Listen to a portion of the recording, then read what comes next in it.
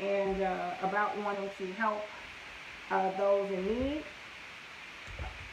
But I definitely don't want to be talking to myself. So I need you to give me a wave, or let me know you're here if you plan on being here the duration of this webinar, or at least good 20-30 minutes of it. And what I want to do as well is, since this is a webinar, and a lot of times a person, I can just talk, and I may not answer what your specific issue is, or not even necessarily issue, specific question may be that you are having trouble with. So what I definitely want you to do is to, if you have a specific issue, definitely type it into the comments, and so I can address that.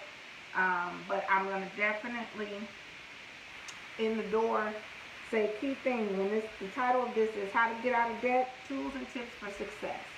All right. First tool, and I hope everybody writes this down. People hate this word, and I'm sure they hate this word, but this is one of the most important things for anybody to do, no matter how much money you make. If you want to prevent getting into debt or having credit issues, the key thing that you must do with your finances is create a budget. If I can see how many people are in this webinar, can you do a waving hand or a thumbs up emoji in the comments if you currently have a budget? Do you have a budget? And that's not, oh, I pay my bills. I just know I got to pay my bills on the 1st, the 3rd, or whatever the dates are, and you pay them, or you try to pay them in full. Do you have a budget? Have you sat down and written down exactly what your net income is, and what your expenses are, what you need your expenses to be in order for you to, first of all, be able to pay your mandatory expenses, be able to build a savings, be able to live a life, which means do some form of entertainment, as well as if you give to charity and things like that. Do you have that budget? How to create a budget as a college student when you can't work much but have bills. Okay, so that question, if you guys see, it says, how do you create a budget? And obviously this is a college student. It says, as a college student, when you can't work as much but you have bills. So budgets are able to be created regardless of what you make. Now, well, here's the problem. If you are making your expenditures more than what you actually bring in, then that is where you're creating a problem for yourself. So the key thing is first of all to get some type of income, weekly, monthly, and once you have that income, you have to fit your expenses within that income. That is what a budget is. You cannot make, example, if you make bring home, let's say,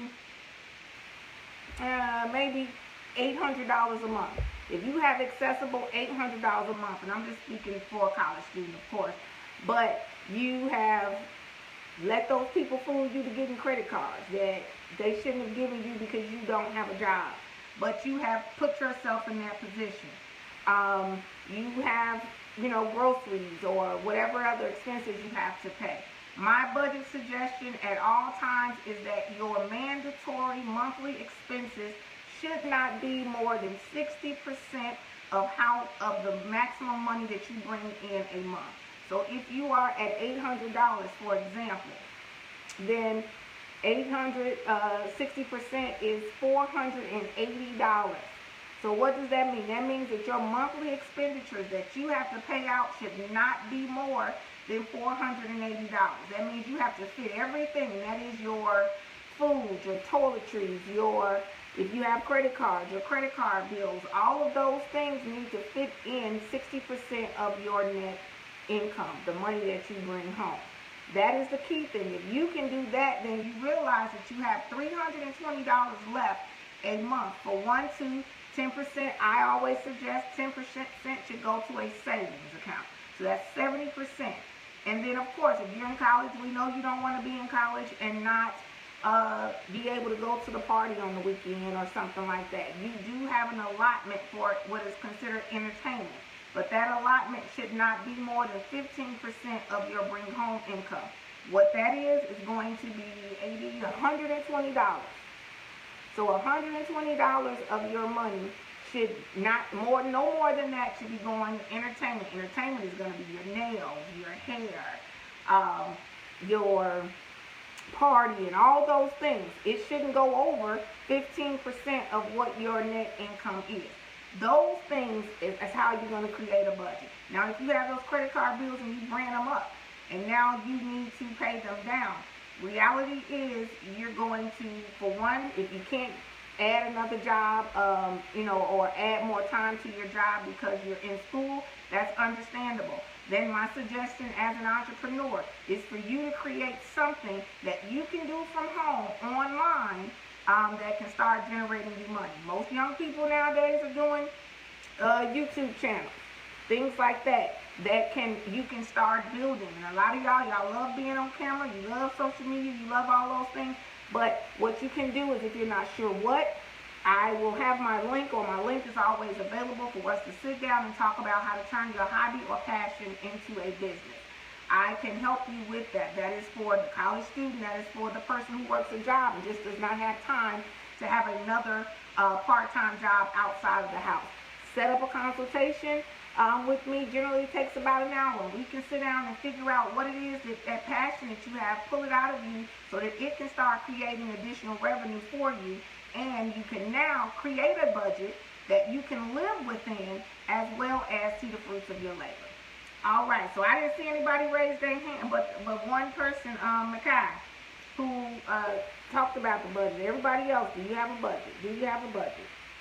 If you have a budget, is your budget, and this is the one thing, people think having a budget means that they make enough money to pay their bills. But you heard me say, if you were in at the beginning, your mandatory expenses should not be more than 60% of your net income. So a lot of people do make enough money, but your mandatory expenses are generally like 90% of your take-home income. And now that is why we get in credit card debt. That is why we take out loans and things that we don't need to do, because we have our mandatory expenses too high. Now, if I'm wrong, you can tell me I'm wrong, but most people, when we go, I always give this example. It's like when you go to a car lot, and when you get ready to go to the lot and you're going to purchase your car, you say, I know I don't want to have a car no more than $400. You go in there. You know why you created that $400? Because you know that $400 is what you can afford to pay without putting yourself in financial stress. You know that. But what happens? You go into the car lot, you see the car, your credit may not be what you thought it was, and they come back and they say, hey, I can get you in this car, but it's going to be $449.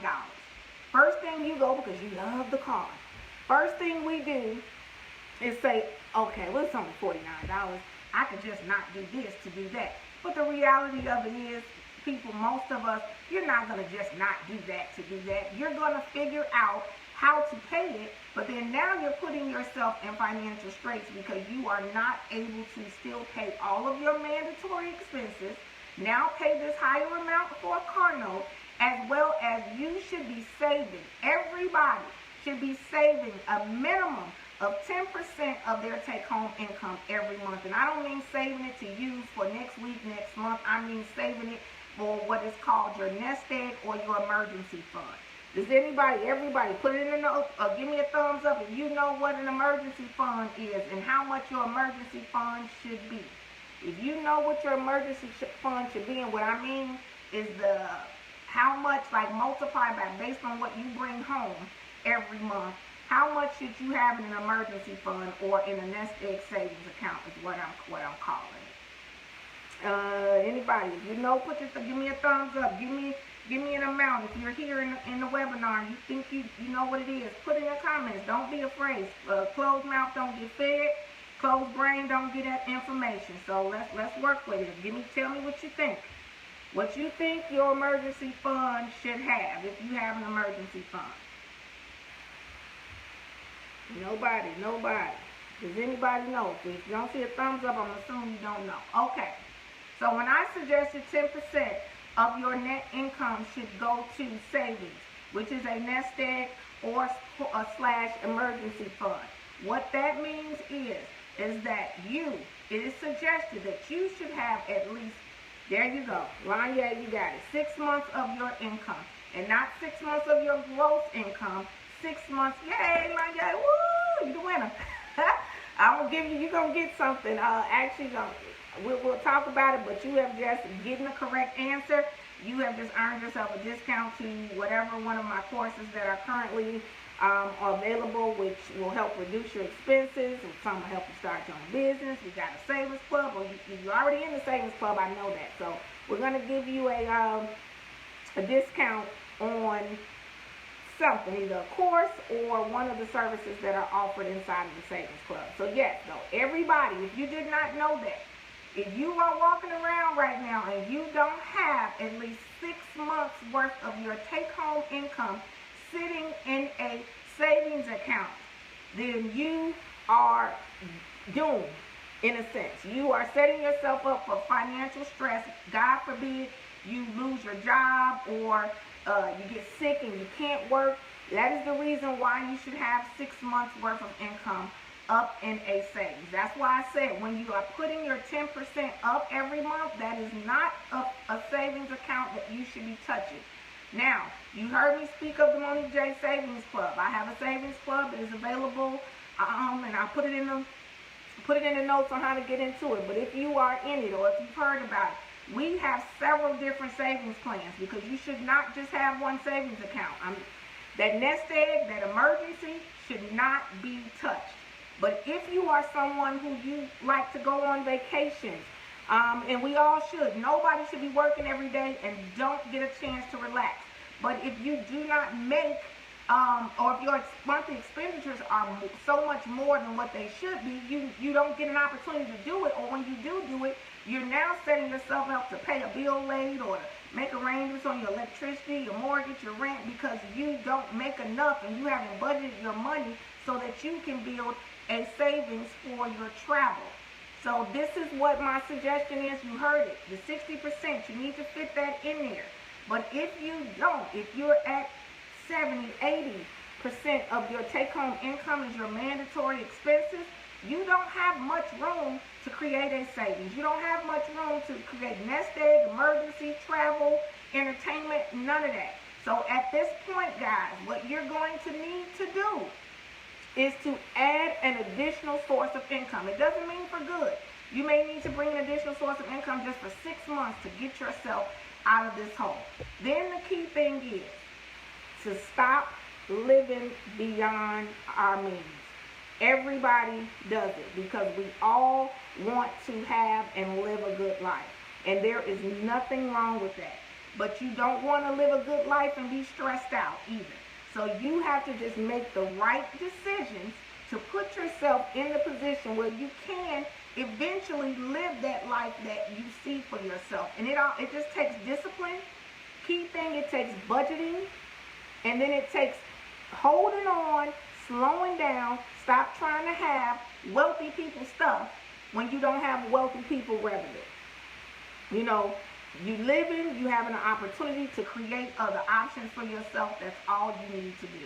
So I am going to, let's see, we got budget. I go over everything. So I want to quickly say this. So if you have a pen and paper, you can write this down. This is just 60%, my 60% budget. So I said 60% of your income should be all your mandatory bills. Mandatory is everything that has to be paid monthly, even those credit card bills. That's your life insurance. That's your health insurance. That's your electricity. That's your, if you're paying for your kids' lunch, school lunch. Now, my suggestion is if we're trying to get out of debt and you are sending a child with $20, $30 a week for lunch, my suggestion is to go start going to the grocery store. Go to the grocery store. They may not like it, but you explain, hey, mommy, daddy, whoever are doing what needs to be done right now for us to set up generational wealth. For me to set up so that you are in a position that when you're an adult, first of all, you know how to budget. Secondly, you understand and are making the money that I have left you to be able to have a better life with. So you have to be willing to make those sacrifices. And there's so many different sacrifices and so many ways you can reduce your mandatory monthly expenses. And I'm going to give another plug to my club. And I will also say this. Anybody who is at this webinar, if you're attending this webinar and you want to join the Savings Club, in this Savings Club, I'm giving tips to save thousands of dollars a month off of your monthly expenses if you are committed and if you take the steps of following the tools that are given. Everybody who attends this webinar, okay. Everybody who attends this webinar, if you use the code MJ, and I'm going to type it in the comments. The code is going to be, the coupon code is going to be MJ Web, okay? And there's going to only be, I'm going to give this coupon 10 usages. If you do use this coupon code, you will be able to, the membership is only $10 a month. It is always continuous things being added, information I'm giving now, contacts and perks for different TV services that some people are paying hundreds of dollars for cable. We have a direct link with a TV service that is willing to give our members TV service for as low as $8 a month, and you're getting access to over 4,000 channels. So these are perks that you will get in the club. So the coupon code is MJWeb, is MJWeb coupon code, and this will allow you to get. The club is $10. It's going to give you $3 off the monthly membership. So that means that you're going to only pay $7 a month for the monthly membership. But if you look at the reviews, there are people who have already saved up to $350 monthly just following the tools and tips that have been given in this club. Okay, so that's $3 off. What I want you to do, you have to wait about 15 minutes after this webinar is over to use the coupon code, but it will give you $3 off of the Savings Club. Okay, so here we go. So mandatory bills, everybody, should not be more than 60% of your net take-home income. Example, if you bring home $4,000 a month, your mandatory expenses should not be more than $2,400 a month.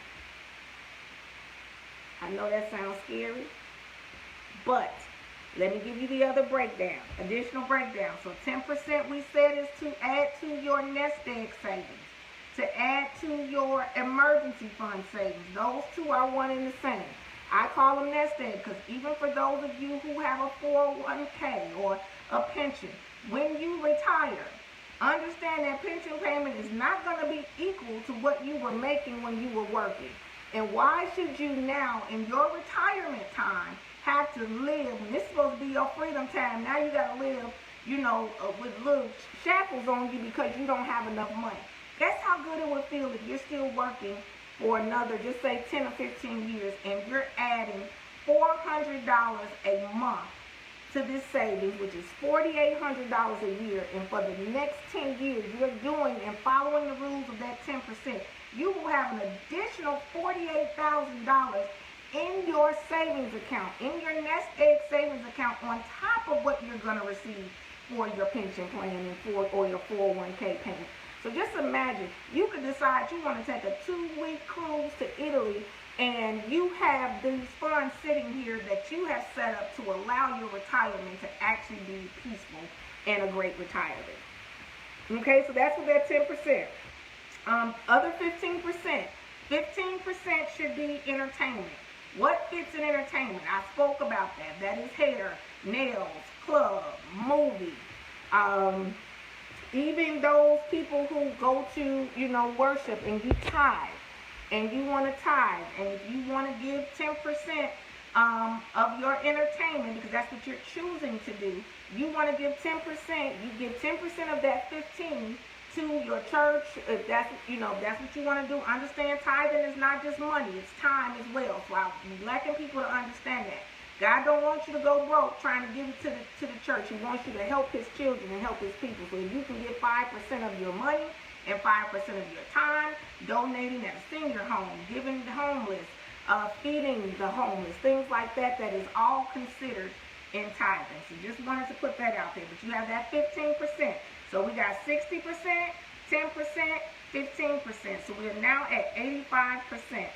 We the last 10%, I say, I mean not last, but there's another 10%, I say put into, it's just another account. That account is just money that is sitting there. That account is, I call emergency fund, monthly emergency fund. Because you may end up putting all of your money in the other places that it belongs, and then something comes up. You may need to, I don't know, new tires, or your car needs to get worked on. And you don't want to have to go and put that stuff, those expenses on credit cards. Because now we're raising what our monthly mandatory expenses are, because now we got to add a higher credit card bill.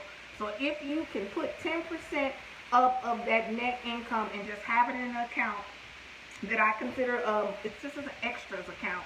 If you can have that money sitting in there, then when these emergencies happen, if you don't have to use it every month, that's good. When emergencies happen, you dip on in there, pay for what you need to pay for, you're not stressing, all your bills are still paid, and then you're going to be fine. Okay, so then we have, you then now have 5% of your monies left. I always say leave that in the mandatory bank account. So that 5%, if you made $4,000 a month, would be $200 a month. Just leave it in that mandatory bill account, because if a bill is higher, because you can't truly regulate what your electric bill is going to be or what your gas bill is going to be. Certain times of the year the bills are higher, and when you create the budget, you generally creating it usually on an average, but a lot of times with utilities they can go up or they can go down. So if you are keeping 5% additional in there on a monthly basis, then when those bills adjust, you don't have to pull from your other places in order to pay them. Okay? So we talked about budget, and I talked about budget. I don't know who's still in the course, but I definitely wanted to ask anybody if they had questions regarding credit. How to rebuild credit, what you should do with your credit, should you pay off collections, any of those questions. If there's anybody who has a question when it comes to that, please ask it. I'm not, like I said, I think I got one still. If you ask anybody who has questions regarding credit. Usually questions are, should I pay off collections? How can I get collections? Should I pay somebody to repair my credit? What is really repairing credit? Those are all general questions people ask, but I would love to know, for those of you who are in the webinar now, what questions do you have regarding credit? Definitely type in. If you have a question, just type the question in. I will quickly touch on collection accounts, though, really quickly. If you have collections on your credit report, we know when you have collections, they are writing you letters, a million letters, and they're calling you every day. My first tip, yes, should I get credit repair? Okay, Lonnie. Now, here's the thing with credit repair. I help people to repair their credit, but I am an honest person, and I will tell you that a lot of things that can be done, you can do yourself, but it does take a lot of legwork. If someone is coming in and telling you to pay them $1,000, $1,500, $2,000 to repair your credit, those are not people that you want to go to. Let me just explain to you. Nobody can guarantee you that they can get things off of your credit that you don't pay for, that you don't pay and make sure that the debt is actually settled.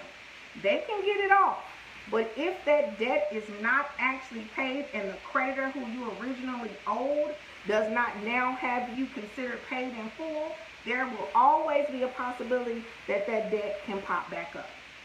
So I'm going to give you a tip a quick tip on what you can do in regards to that, because a lot of times when people look at their credit report and they'll see credit cards or we'll just say credit cards where it's went into a charge-off status, people will tell you, okay, it's in a charge-off, we can dispute it, this all these different things, and then it can possibly come off. But it may come off, but because it is not a paid in full debt, that means that that creditor that you owe can always sell that debt to a collection agency. Now, what does that mean when they sell the debt to a collection agency? They have charged it off. They really don't expect to receive a payment from you. They don't. But they have sold it to a collection agency, generally for pennies on the dollar. So what that means is they don't expect, they're going to write it off on their taxes as a bad debt, and so that they can get that deduction that company is. But they've now, just say you owed them $800. They've now sold that debt to a collection agency, and the collection agency probably paid only $50 for it, okay? So now the collection agency is hounding you for the full $800 because, of course, that's what they're in business for. They're in business to make money. So they're going to make you, and you're thinking like, oh, I did really owe, MasterCard $800. So you now think that you truthfully have to give this collection agency $800 because you know you honestly did owe the debt. But let me just give you this tip. If the credit agency, the credit card company, has put it in a charge-off, that means that they don't really expect to get any of the money. They've gotten $50. Don't answer those collection companies. Don't answer, don't write a letter back, don't say anything to them, because once you talk to them and you validate with them that you have that debt, they now have you locked, and they can keep it on your credit report, and you won't be able to get it off until it is paid. The reality of it is they buy the debt, but they usually don't buy and don't get the paperwork and the contracts that you signed with the original creditor. Okay, does that make sense? Everybody, I just want to make sure what I'm saying is you're grasping it, because I don't like to keep going. So if you're getting it, can you please just give me a thumbs up? What I'm saying is, when they buy your debt, they usually just buy the account number and the company tells them the amount. But they cannot hold you legally responsible for paying the collection agency if the collection agency does not have a contract from you signed saying you agree to pay that collection agency or the creditor that you signed the original debt with. And most times, they do not get that paperwork. So that is why when you pay for credit repair, they tell you we can get this off, we can possibly get this off, or we can get it off, because they know that they're going to do what they need to do to question the validation of the debt from the collection agency. And they know that 90% of the time, the collection agency does not have written proof that you owe that debt. They know that. And so when the collection agency does it and is not able to validate it, that is when they can dispute the debt off of your credit with that collection agency, but that does not mean you still don't owe the money. Okay? I hope everybody's clear on that. It just means that you no longer have that collection agency on your credit report, but the original creditor who you owe is showing as a charge-off. So now what does that mean? That means that once that creditor finds out that, okay, oh, well, this collection agency is not trying to collect anymore, they got it off their credit, another collection agency, they will sell that debt to a new collection agency, and that new collection agency, again, can go right back and put that same debt on your credit. So that is what that means when that's why I always say don't pay people thousands of dollars, because they cannot guarantee that it's going to stay off. Now, you probably say, Monique J, well, how can I guarantee that it's staying off? You got two options. File bankruptcy, which is always the last resort, but of course at that point the courts are saying that that debt is discharged, you no longer owe it.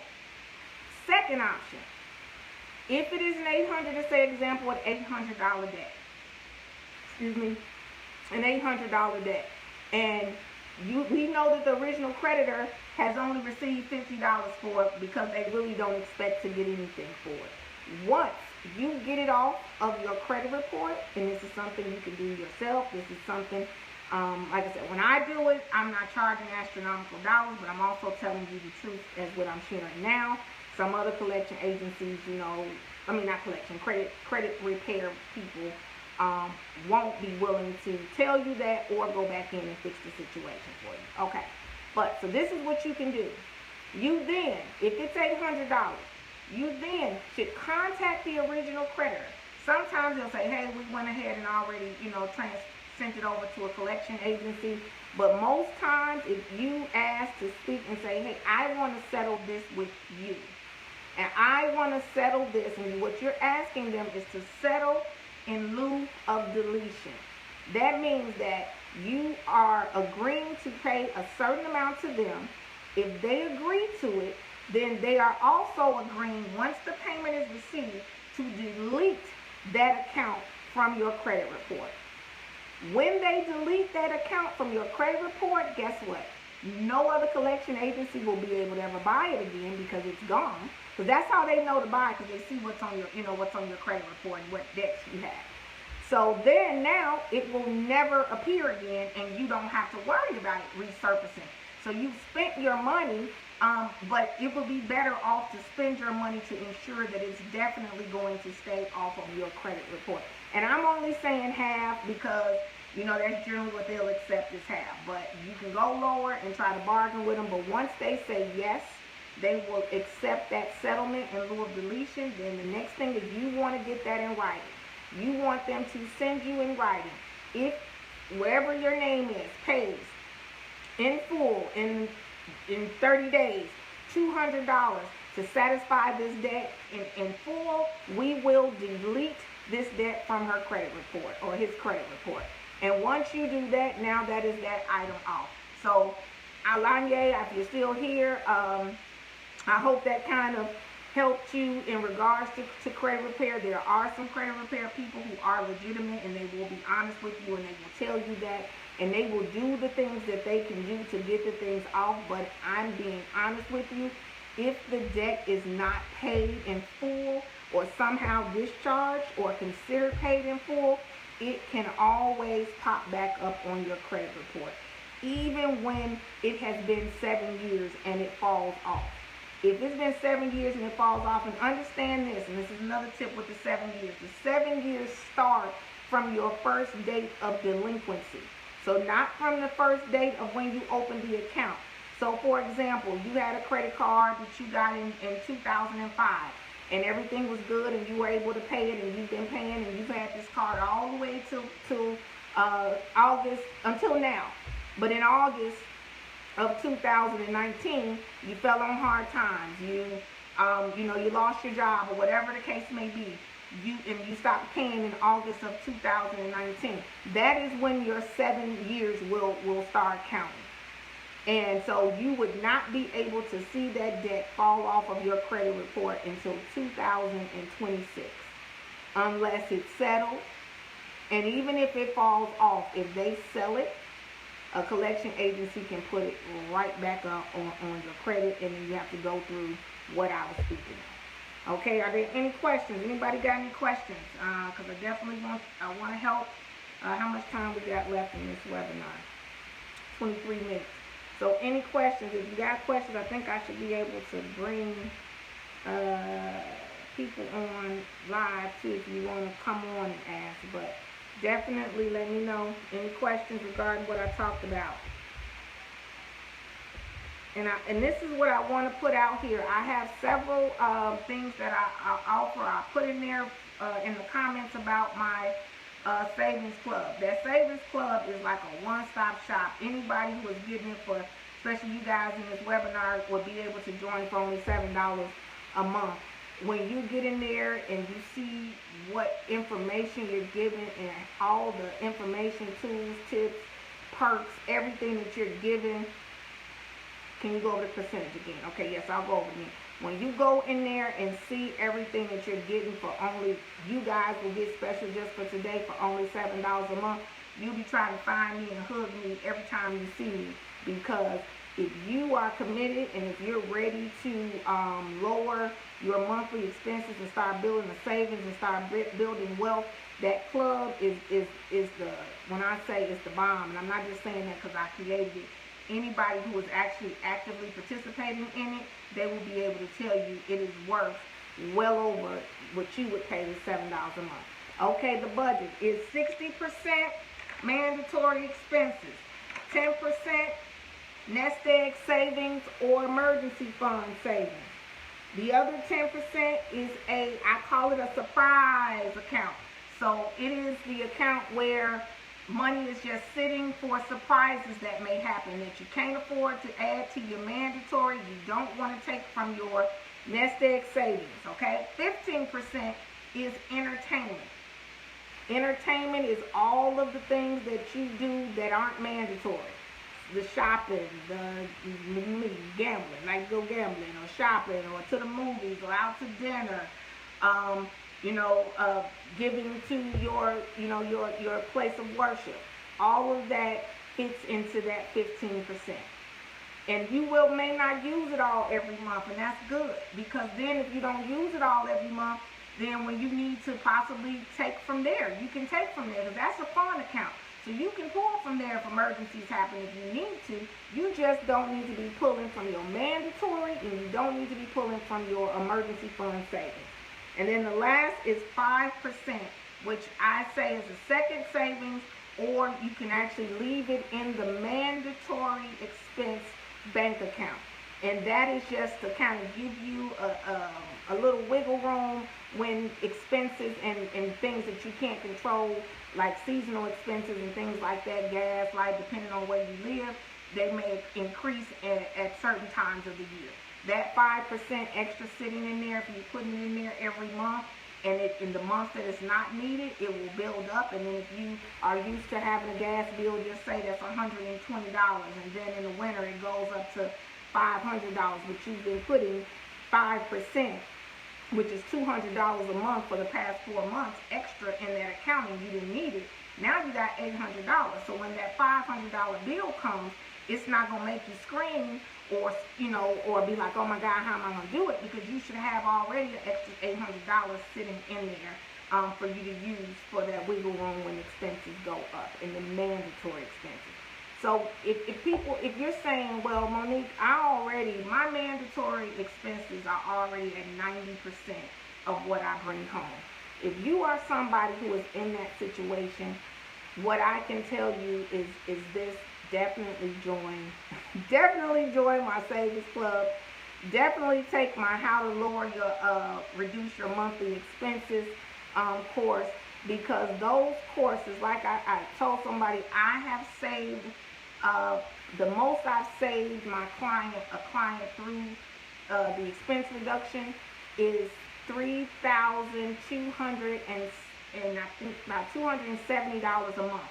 Yes, I was able to, with the things that I taught this client, I was able to get their monthly expenses reduced by $3,300 if we round up a month.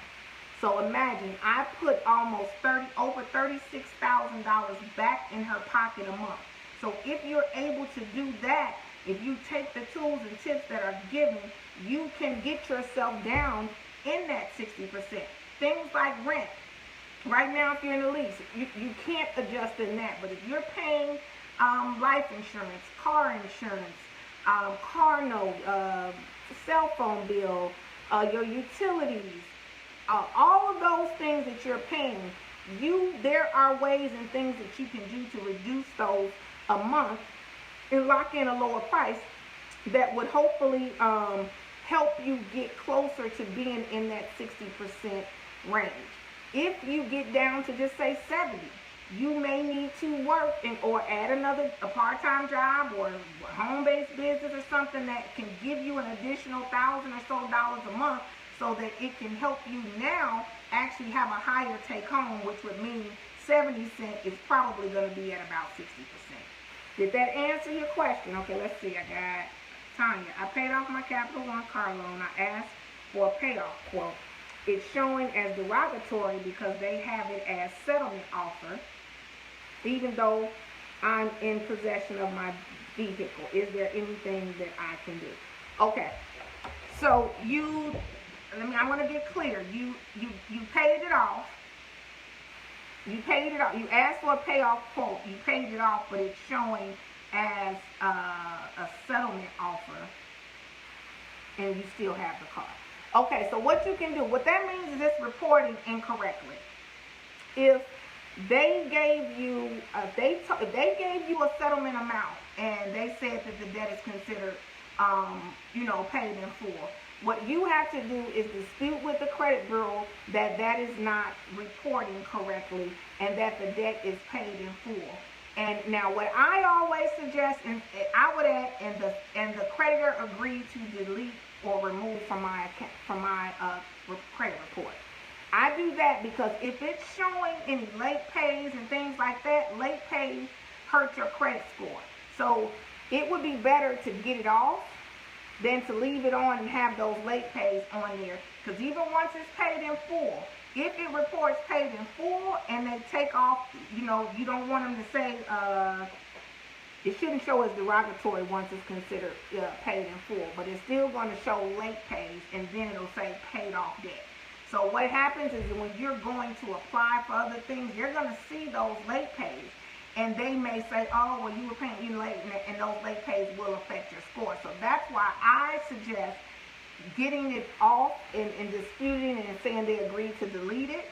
And then if they don't respond to the credit bureau within 30 days, the credit bureau will delete that file or that account from your credit report. At that point now, because you are also losing the fact of that payment history that you had and the fact that you had that revolving credit on there, you're going to need to add another. So that's either contact the credit cards that you have and ask to request a credit limit increase, not to use it, but to increase your credit availability, because you want your utilization to be low. So of course, the more credit you have available, but the less that you're using, that helps boost your credit up as well.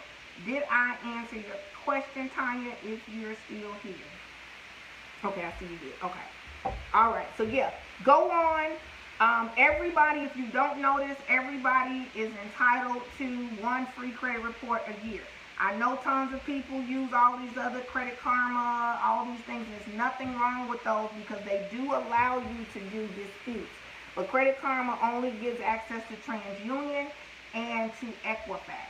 If you have not gotten your free credit report for the year, you can go to annualcreditreport.com. I'm typing it in the comments.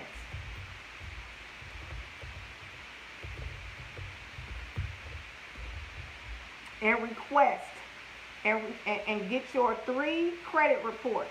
When you get those 3, you will get confirmation codes for all of those credit reports. And then from there, you can use for the next 30 days those credit reports to go in and start disputing certain things on your credit. Now, people will, like I said, people will tell you all the time, dispute. It can come off. But guys, if it comes off and the debt is not considered paid in full, understand it can pop back up. So that's why people will tell you, okay, once I do this, hurry up and go get your car, hurry up and go get your house, hurry up and go get all these things, because, but you all, see, my thing is I'm not setting up people to be living like they're not working every day. So I'm not going to tell you to do, when you have the things that show wealth, you should have your credit report to reflect it as well. So if you have a car, if you have a house, you shouldn't have a credit report with all these collections and all this stuff because you happen to get all of it before the collections pop back up. No, let's get together, especially, for people coming from, low income and things like that, such as myself. Let's set ourselves up to have a better life and to have a more comfortable, financially free life by just doing things the right way. Making sure that when we take care of this stuff on our credit, it ain't coming back. When somebody comes, and now you're getting your house and now you're purchasing your car and all that, you don't have to rush and go do it because it's going to pop back on your credit. There are ways to fix it. You may have to wait a little longer. You may not be able to go buy your dream house in the next 6 months. You may need to wait a year or so, but why would you go and spend all the money on a brand new house when you can't afford to pay the little debts that's on your credit report that you actually owe? I'm just saying, it makes more sense to me and it allows you to, you know, when you get a card or whatever, or when you walk in to apply, you ain't sitting there like, oh my God, you know, I hope they don't say no. You know they ain't gonna say no, because you know what's on your credit, and you know ain't nothing popped back up, because you know you took care of it. And if you cannot afford to take care of all the things, or possibly make settlements and things like that, then other option is Chapter 7 bankruptcy.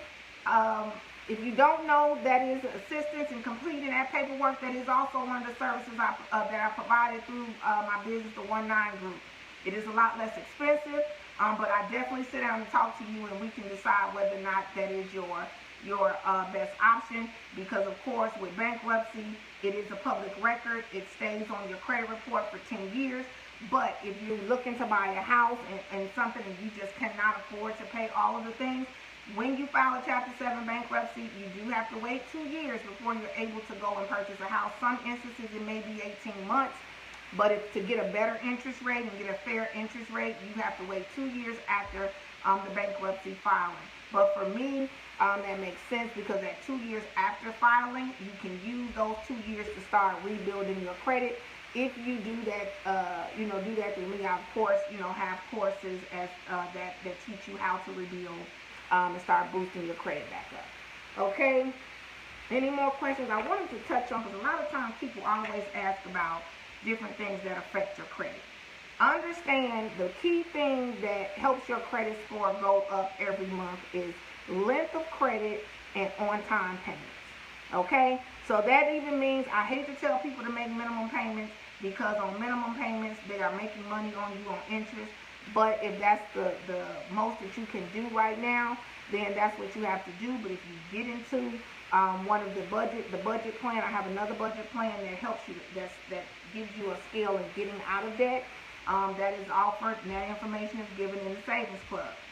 And so, I mean, I'm just, y'all, that Savings Club, I'm just telling you, you need to get with it. If you don't see it in the comments, I'm going to give you that coupon code again.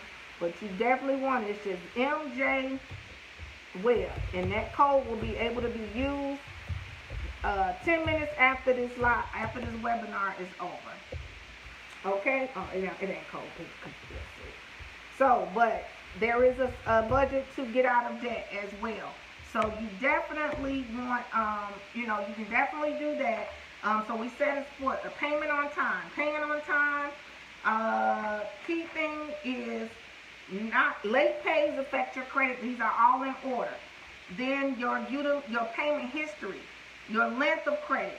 Inquiries are at the bottom of the list as far as affecting your credit, but they do affect your credit. So basically, if you did one inquiry, it could lower your points on your credit score by about 5 points. That's not a lot, but it is enough if you teetering on only like 550, 600, and you're trying to get a house. And I'll just be honest, if you want to get a house, if you want to get a fair interest, you need to have at least a 690 or above credit score. Okay, any more questions? Because we got 8 minutes.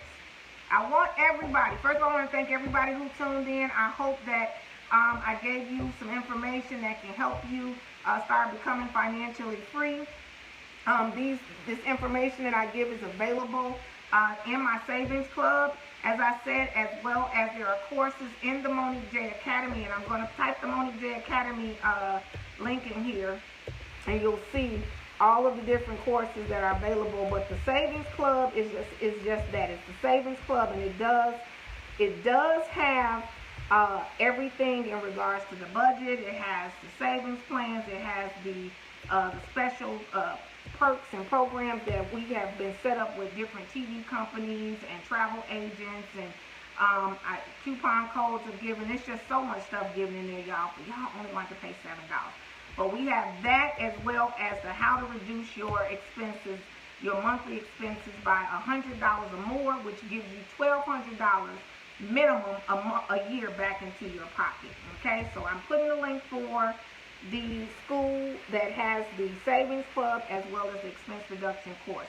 The expense reduction course is a one-time, but you have access to all of the information and tools that are given in that course for the next year. And that's all the time you need to start implementing all of the information and things that are given in there to help save you more $100 or more a month. Y'all heard me say I saved somebody $3,300. Now my average, I haven't saved anybody only $100. I'm gonna be honest. The lowest that I've saved somebody is $250 a month, just by following one simple tip. So I'm telling you, it's worth it. You pay one time and you saving thousands, and you ain't paying just Save the Club. You're paying $7 a month. 7 times 12 is $84. So you recoup a whole year's worth of the savings club in just one doggone savings. Okay, so that is okay. It's not gonna let me say that. So let me just put. I'm gonna put it here because it's not letting me post the link directly to the course Facebook. You know, it's crazy. So I'm gonna put my website. And on my website, if you hit book me, you'll see the Monique Je Academy link come up. All right, there you go. That should come up. Understand that this coupon code is for 10 people. You can share it with a friend or whatever you want. This is for the Savings Club. It saves you $3 off of the Savings Club. That would mean that it's going to be a $7 charge a month, but you have access immediately once you pay to all of the information that is in there. And y'all, it's worth it. I'm not just saying. But you got to utilize it, though. You know, I be fussing at the students because they enrolled, and I can see that they haven't used the information, haven't logged in for a week or so. And, you know, if you don't know me, of course, I'm in my business to earn money, but I'm also in my business to make a change in people's lives. I love to see people benefit from hiring me and utilizing the information that I give. It makes my heart smile.